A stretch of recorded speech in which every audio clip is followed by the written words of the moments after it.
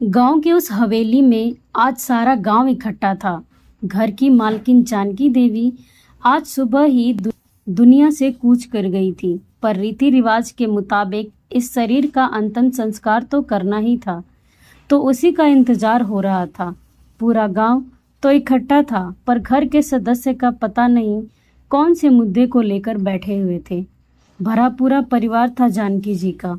2 बेटे बहुएं प्रदीप और मधु, केशव और राधा, एक बेटी दामाद मोहिनी और ब्रजेश, पोते पोती, नाती नातिन। अभी घंटे भर पहले तक तो मुद्दा यह था कि बेटी दामाद आ रहे हैं, इसलिए उनका इंतजार कर रहे हैं, पर अब तो उनको आए हुए भी 1 घंटा हो गया है। अब क्या है? गांव वालों के बीच में यही बातचीत का मुद्दा था। अब अंतिम संस्कार में समय क्यों लग रहा है, और परिवार के सभी सदस्य अंदर अम्मा के कमरे में बैठे क्या कर रहे हैं। जब गांव के कुछ गणमान्य लोगों से रहा नहीं गया तो वे जानकी जी के देवर हरि प्रसाद जी के पास आए और पूछा, बाबूजी, अंतिम संस्कार में और कितना समय लगेगा? अब तो पूरा परिवार भी आ चुका है। हरि प्रसाद जी को भी समझ में नहीं आया कि क्या जवाब दे। आखिर उन्हें खुद भी नहीं पता था कि अंदर हो क्या रहा है। उन्होंने कहा, आप लोग ठहरें, मैं जाकर प्रदीप से पूछता हूँ। कहते हुए हरि प्रसाद जी अपनी लाठी टेकते हुए अंदर गए। देखा तो पोते पोती तो बाहर बरामदे में बैठे हुए थे, जबकि दोनों बेटे बहुएं और बेटी दामाद अंदर कमरे में थे। बड़े पोते से पूछा, अरे तेरे बापू कहाँ है? तो उसने अम्मा के कमरे की तरफ इशारा करते हुए कहा, बाबा, वो सब लोग अंदर हैं। हरि प्रसाद जी लाठी को टेकते हुए कमरे की तरफ गए तो देखा कि कमरे का दरवाज़ा अंदर से बंद था और कुछ आवाज़ें आ रही थीं। उन्होंने दरवाजे की कुंडी को खटखटाया तो अंदर से आवाज़ आई, कौन है? अरे बेटा, तुम लोग अंदर क्या कर रहे हो? गांव के लोग बाहर इंतजार कर रहे हैं। आखिर क्रियाक्रम में कितना वक्त लगेगा? बस काका जी, अभी आते हैं। अरे पर हुआ क्या, वो तो बता। क्या पता किसी बात का निर्णय निकले। कुछ देर के लिए मौन पसर गया। फिर अचानक कमरे का दरवाज़ा खुला। दरवाज़ा अम्मा के बड़े बेटे प्रदीप ने ही खोला था। प्रदीप को देखते ही हरि प्रसाद जी ने कहा, बेटा, जो भी बात है बाद में सुलझा लेना, पहले अंतिम संस्कार कर दो। यूं मुर्दा घर में रखना अच्छा नहीं होता। ठीक है काका जी, चलिए पहले इसी काम को निपटाते हैं, प्रदीप ने बेशर्मी से कहा। हरि प्रसाद जी प्रदीप का इतना कहते ही अपनी लाठी टेकते हुए घर के बाहर आ गए, पर हरि प्रसाद जी बुजुर्ग थे, इसलिए वे समझ चुके थे कि आखिर मुद्दा क्या है, पर चुप रहे। आखिरकार 1 घंटे बाद जाकर जानकी जी का क्रियाक्रम किया गया। क्रियाक्रम के दौरान लोगों ने इस बात को नोटिस किया कि बेटे बहू और बेटी दामाद की आंखों में आंसू तक नहीं थे, बल्कि एक दूसरे को देखकर गुस्सा कर रहे थे।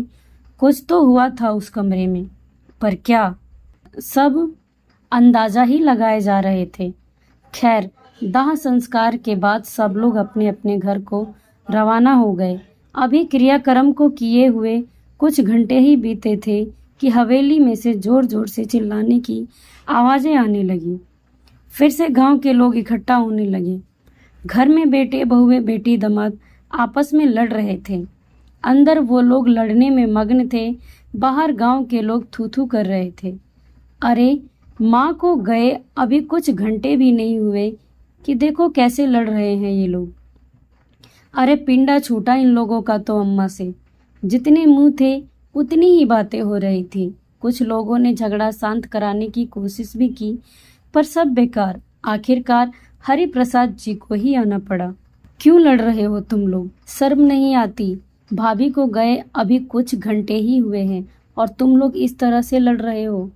काका जी, इन लोगों ने धोखा दिया है हमें, मोहिनी फुफकारती हुई बोली। तू भी तो आती जाती रहती थी इस घर में, और अब की बार तो तू बार बार आ रही थी। क्या पता तूने ही चोरी की हो। अब की बार अम्मा का छोटा बेटा केशव बोला। अरे तुम्हारी औरतें ही तो रहती थी अम्मा के पास सेवा चाकरी के नाम पर। क्या पता इन्हीं लोगों ने हथिया लिया हो। भला कोई भाई अपनी बहन को देखकर खुश हुआ है? चुप कर, बहुत ज्यादा बोल रही है तू। बड़ों का मान सम्मान नहीं है क्या तुझे, जो हम पर चोरी का इल्जाम लगा रही है? अब की बार प्रदीप ने कहा। उन लोगों को इस तरह लड़ते हुए देखकर हरिप्रसाद जी बोले, क्या ढूंढ रहे हो तुम? जो ढूंढ रहे थे वह तो इस घर में कभी था ही नहीं। तुम्हारे पिता के मरने से पहले ही वह घर से जा चुका था। काका जी के मुंह से यह बात सुनकर सब लोग हैरानी से उनकी तरफ देखने लगे। अरे, सुबह से तुमने अम्मा का कमरा पूरा उथल पुथल कर दिया, नहीं मिला ना तुम्हें तुम्हारी अम्मा के सोने के जड़ाऊ कंगन? हरिप्रसाद जी के मुंह से अम्मा के सोने के जड़ाऊ कंगन का नाम सुनते ही सबका मुंह खुला का खुला रह गया। आखिर काका जी को कैसे पता कि अम्मा के जड़ाऊ कंगन घर में नहीं है? आज के समय में लाखों रुपए की कीमत है उस कंगन की। अब जो है ही नहीं उसे क्यों ढूंढ रहे हो तुम लोग? कहते ही काका जी जोर जोर से हंसने लगे। उन्हें इतनी जोर से हंसते देखकर सब लोग हैरान रह गए। प्रदीप ने कहा, काका जी, आपको कैसे पता कि हम वो कंगन? कोई ऐसी बात है जो आप जानते हैं? सच सच बताइए। अरे, तुम जैसी निकम्मी औलाद हो तो माता पिता को थोड़ा झूठ तो बोलना ही पड़ता है। तुम लोग कमाते धमाते तो नहीं थे, बस हर बार लूटा है तुमने अपने माता पिता को।